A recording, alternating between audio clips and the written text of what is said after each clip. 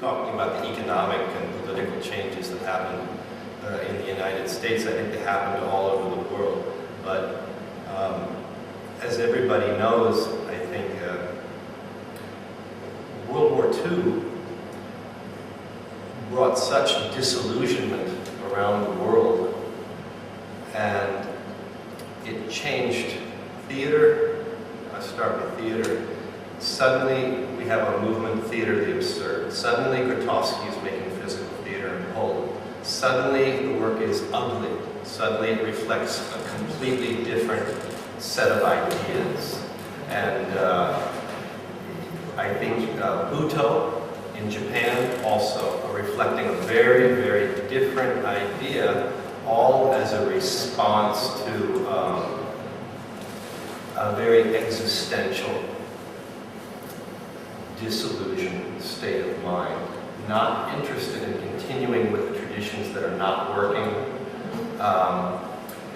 And so what happens in the United States at that time is that the absurdist theater movement that's happening in the United Kingdom and in Paris, mostly Samuel Beckett, going back and forth, is changing our perception of text, what acting is, or what acting can be. And it comes over, it starts influencing new play development in the United States. Other playwrights, Ionesco, Pinter, opened up the theater scene for what became experimental theater, which I think everybody has seen, which was very, very physical, non-literal form that was popular because the people were hungry for something different. They wanted change, they wanted something that was politically confrontational, anti-tradition, and people came out by the thousands. So if you went to New York in 1965, people are lined up around and around the block, just like they are in to see the Polish Lab Theater if you were to go to Poland. Everybody coming out because they're looking for something. Yes, you can continue, and from now on we will do like this. Good. Okay. Okay. So it was all political. And so it was slow from 1954, 55 to 1965, 66, 67. It was a very slow change.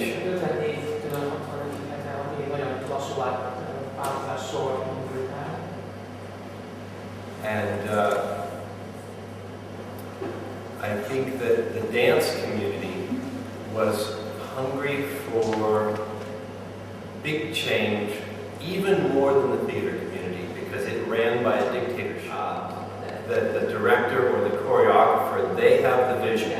You are like paint on my palette, like for a painter. You were just a paint, Yeah, it's almost like we don't need you to think. I will do the thinking. Yeah. And of course, this can only last so long. The people, the artists will revolt, just like it politically. The people will revolt. You can't tell somebody that. So.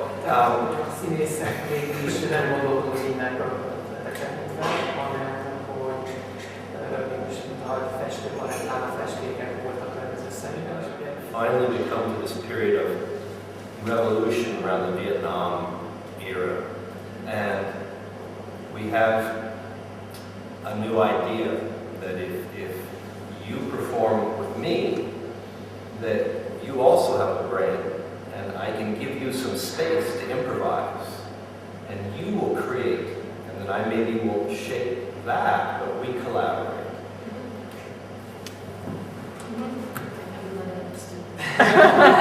And we agree. And to me, this is very political also, because this shaped, I think, the world that we see now in the performing arts, where there's much more respect for the performer. And I think where this comes to me, anyway, is that I was bored as an actor, and I was a very physical person, so naturally I moved over. I was lucky enough to be in New York, and so I was able to move over to the contact improvisation community which wanted theater. And then they were making new work. So soon it wasn't just contact, it was new dance. There was just new dance. People were making new things everywhere, bringing it from Amsterdam. San Francisco, people were coming over from Russia suddenly. Everyone seemed to be coming to New York, coming to London. So suddenly you're working with people from all over the world. And so this was probably the luckiest thing that ever happened to me, was this revolution. When was this? I think that it was happening 70, 75, and I didn't get there until 83, 84, 85. Yeah. But it was still, Yeah. until 1992, until 92, 93. Yes. Do you think it will be able to do some changes in the thinking? Or what? I think things are hopeful. The place, I suppose, for me, I got lucky because I escaped a little bit. When I couldn't find the kind of theater that I wanted, I got teaching work at the University in Amsterdam, where I met Gauntlet. And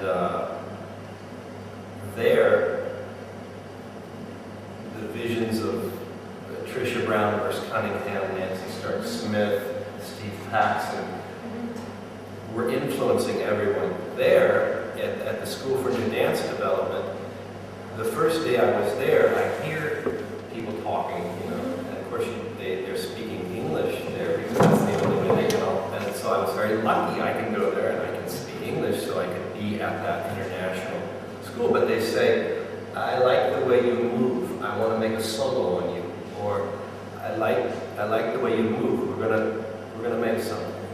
Everybody's going around, we're going to make something. When? Tonight. And so everything was so instant because improvisation was seen as a way toward composition.